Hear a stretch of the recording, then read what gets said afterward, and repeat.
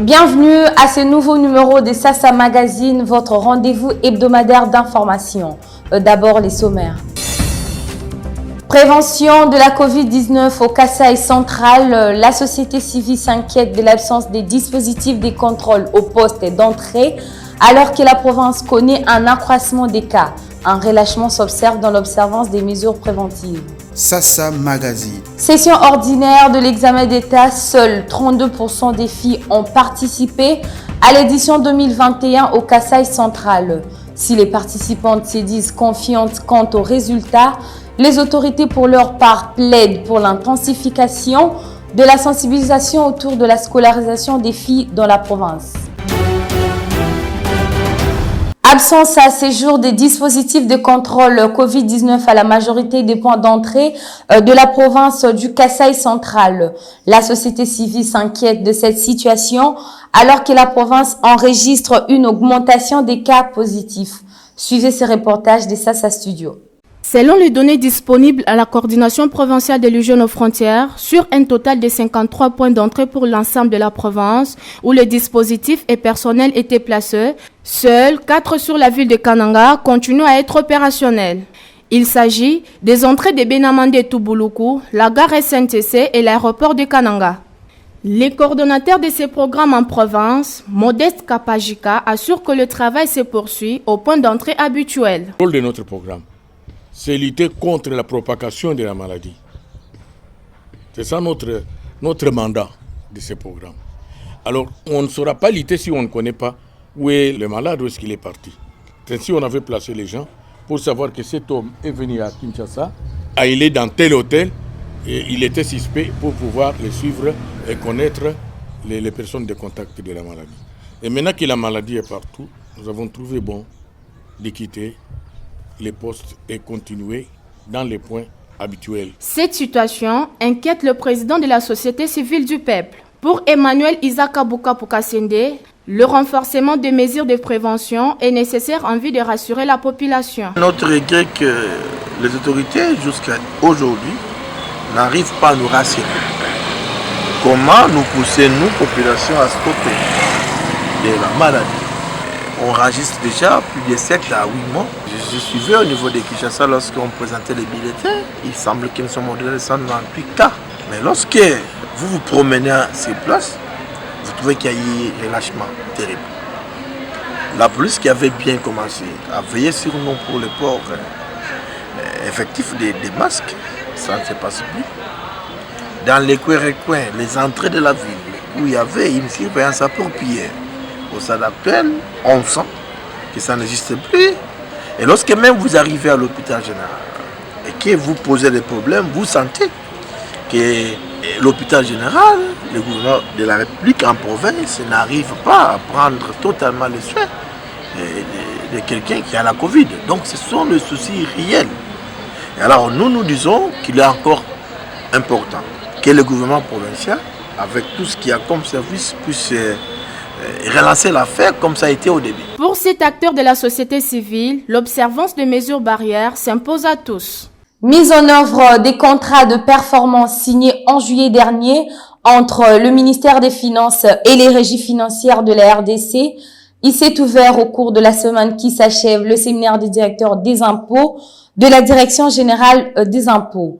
Ces assises qui portent sur la définition des actions et des stratégies pour la mise en œuvre de ces contrats en vue de maximiser les recettes publiques ont été ouvertes par le ministre des Finances. Nicolas Kazadi, qui s'est réjoui de la tenue de ces séminaires au moment opportun, espère qu'il va contribuer à l'amélioration de la performance actuelle déjà satisfaisante. Suivez ses propos. Je vous invite et vous encourage à élaborer un plan d'action adéquat pour les 4 derniers mois de l'année 2021 afin de collecter les recettes à la hauteur des prévisions budgétaires qui intègrent, conformément à l'une des articulations du contrat de performance, une augmentation volontariste de 15%. Aussi, les services de pilotage et opérationnel de la DGI ne devront ménager aucun effort en vue de l'atteinte de cette cible minimum. J'exige de chacun d'entre vous un effort de dépassement. Que chacun donne le meilleur de lui-même pour doter le gouvernement de la République des moyens nécessaires à l'amélioration du vécu quotidien de la population et du renforcement de l'autorité de l'État. Déroulement du 30 août au 2 septembre 2021 de la session ordinaire de l'examen d'État en RDC au Kasaï central. Les autorités déplorent la faible participation de finalistes et filles à ces épreuves et en appellent à des efforts pour encourager la scolarisation et le maintien des filles jusqu'au niveau secondaire pour les années à venir. Détail avec Freddy Million Bouéboué et Basile Mouya.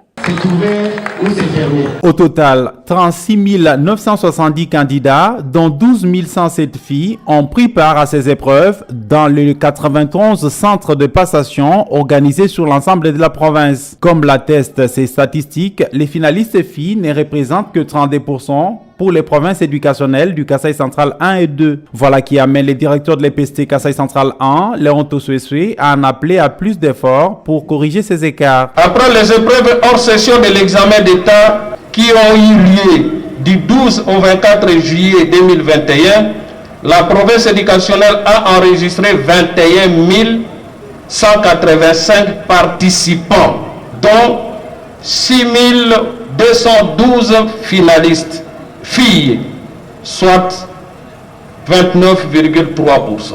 Comme vous pouvez le constater, les efforts restent encore à fournir pour atteindre la parité garçon au niveau de l'enseignement secondaire. À l'occasion, le ministre provincial de l'EPST Kasaï central, Tarsis Mouzeke, a invité les candidats à prendre conscience du rôle que le pays attend d'eux en méritant les titres attendus. Nous n'avons pas besoin de diplômes d'État papier, mais de diplômes d'État cerveau, qui sera le reflet de vos connaissances. Il faudra pour cela vous concentrer pour donner le meilleur de vous-même. Le Congo, notre pays, et le Kasaï central, notre province, ont besoin de compétences pour leur développement. C'est pour cette raison que l'attention de tout notre peuple est focalisée sur vous en ce moment. À la clôture de ces épreuves, le finaliste des Kananga qui disent avoir donné les meilleurs d'eux-mêmes se disent confiants quant aux résultats. Suivez ici leurs propos. Bon, les examens ont été vraiment très abordables. Ce sont des questions posées sur la matière vue à l'école. Donc nous avons mieux travaillé et nous nous attendons à de bons résultats. Nous allons faire de bonnes choses et nous savons bien que dans notre province, nous allons lancer un défi de faire 85 puis aller étudier ailleurs. Nous savons bien qu'avec ces examens que nous avons faits, nous allons avoir de bons pourcentages et puis nous irons faire le test d'excellence et puis nous allons réussir le test.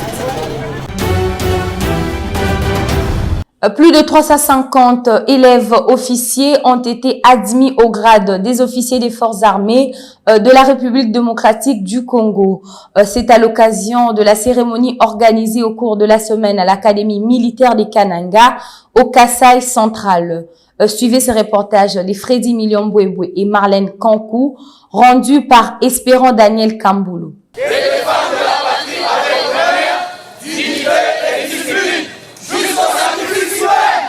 La cérémonie présidée par le ministre de la Défense nationale et ancien combattant a été marquée entre autres par la prestation de serment des élèves officiers de la 32e promotion ordinaire et de la 16e session spéciale, ainsi que la remise de prix, brevets et certificats aux lauréats.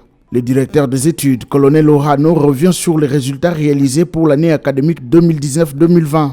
32e promotion ordinaire se sont présentés à la session 84. On réussit 83, donc 8 distinctions et 74 satisfactions. Un élève officier est ajourné. 16e session spéciale. Se sont présentés à la session 313 élèves officiers. 281 ont réussi, donc 15 distinctions et 267 satisfactions. 29 élèves officiers sont ajournés et 3 sont renvoyés. Des résultats qui réjouissent les commandants de l'académie militaire, le général de brigade Pouchateo. Les commandants de l'académie évoquent également quelques difficultés rencontrées. Dans l'ensemble, les résultats sont satisfaisants pour toutes les 4 promotions, soit plus de 85% de réussite. Le manque criant d'eau et d'électricité ne nous a pas permis de travailler dans de bonnes conditions. Cependant, nous faisons néanmoins confiance à notre hiérarchie pour trouver des solutions à nos difficultés exprimées. S'adressant aux officiers, le ministre de la Défense, Gilbert Kabanda, les invite à servir le pays en toute loyauté en contribuant à son développement. Je vous exhorte ainsi à extirper de votre imaginaire les aphorismes tels que Soda Malamu Azalakate, Civil Azali Elangaya Soda, PMF Azali Nunda Yabakonzi, Yonde Okobongisa Congo, j'en passe. Croyez-moi, jeunes officiers, la nation compte sur vous pour sa défense et son développement intégral.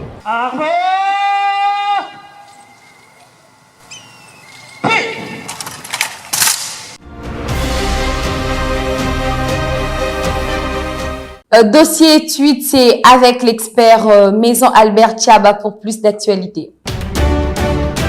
Tina Salama, le président Félix Tshisekedi attendu au forum économique Ambroseti qui se déroule chaque année en septembre à la Villa d'Est à Cernobio, un parterre d'intervenants du plus haut niveau appartenant au monde politique, académique, institutionnel et des affaires du monde entier.